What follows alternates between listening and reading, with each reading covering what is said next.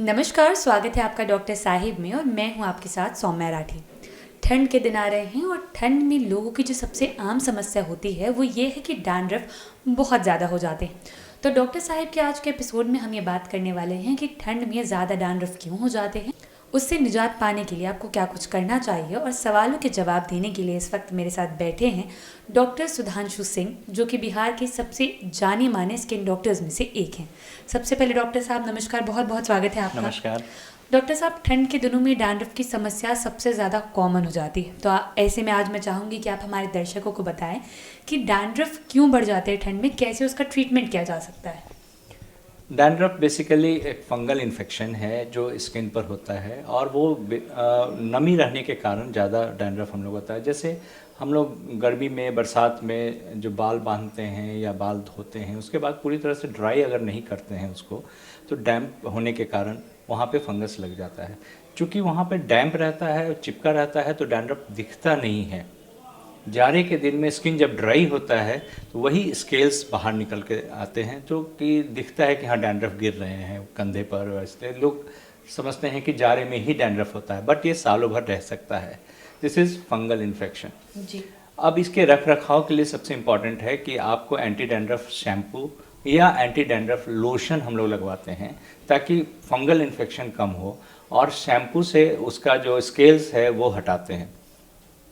Important क्या है कि कब शैम्पू करना चाहिए और कौन सा शैम्पू करना चाहिए, डिपेंडिंग अपॉन कि कौन सा शैम्पू यूज़ करना है।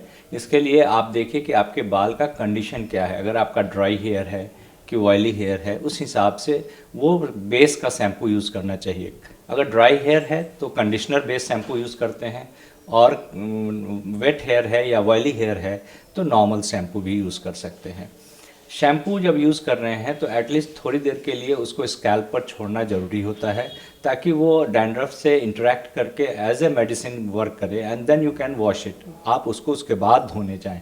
हम लोग यूजुअली जाके झाग करते हैं, तुरंत धो देते हैं, जिसका कि पूर्ण इफेक्ट हमको नहीं मिल पाता है। तो ये शैम्पू करने का है।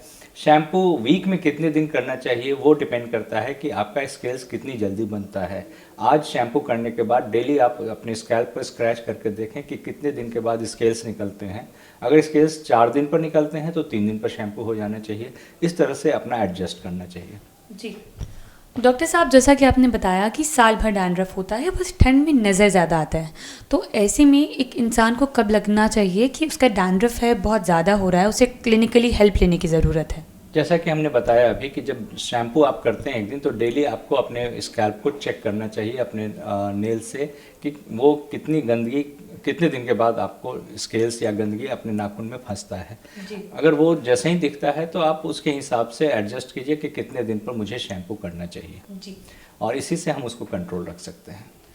डॉक्टर साहब, मार्केट में तरह तरह के एंटी डैंड्रफ शैम्पूज आते हैं, तो जितने भी प्रोडक्ट्स मार्केट में आ रहे हैं क्या वो सारे सही हैं? प्रोडक्ट सही है, लेकिन आपको चुनना है कि आपका हेयर का कंडीशन कैसा है। उस हिसाब से जो स्केल्स निकलते हैं वो हमेशा डैंड्रफ ही नहीं रहते हैं। एक कंडीशन है सोरियासिस, सिबोसोरियासिस। इसमें क्या होता है कि वो ये ऑटो इम्यून डिजीज़ है और उसमें थिक लेयर स्केल्स फ्लेक्स जैसा आता है। तो ये कंडीशन है, इसका ट्रीटमेंट डॉक्टर से दिखा के करना चाहिए। इसका खुद का ट्रीटमेंट आपसे संभव नहीं है। जी।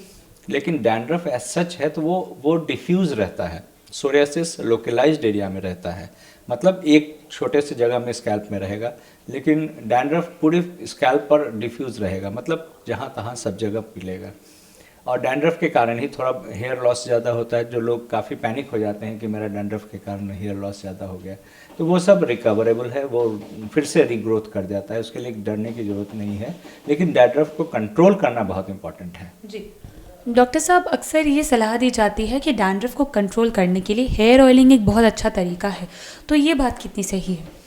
हेयर ऑयलिंग डैंड्रफ को कंट्रोल करने के लिए बेसिकली नहीं है। डैंड्रफ के जो फ्लेक्स कंधे पर आ रहे हैं, बाल पर गिर रहे हैं, बाल से बाहर निकल रहे हैं, ऑयलिंग करने से वो वहीं चिपके रहते हैं, वो दिखते नहीं हैं सिर्फ। और ऑयलिंग करने से एक और है कि वो स्कैल्प जो है सॉफ्ट रहता है, उस कारण से वो दिखते नहीं है, तो लोगों को लगता है कि मेरा ठीक हो रहा है। यानी कि डैंड्रफ को तेल छुपाता है, छुपाता है, वो उसको हटा नहीं सकता है। जी।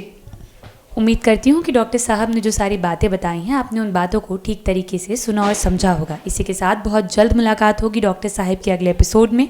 तब तक के लिए अगर वीडियो को फेसबुक पर देख रहे हैं तो पेज को लाइक करें, यूट्यूब पर देख रहे हैं तो चैनल को सब्सक्राइब करें। कमेंट सेक्शन या मेल बॉक्स के माध्यम से आप बता सकते हैं कि डॉक्टर साहिब से आपके और क्या सवाल हैं। धन्यवाद।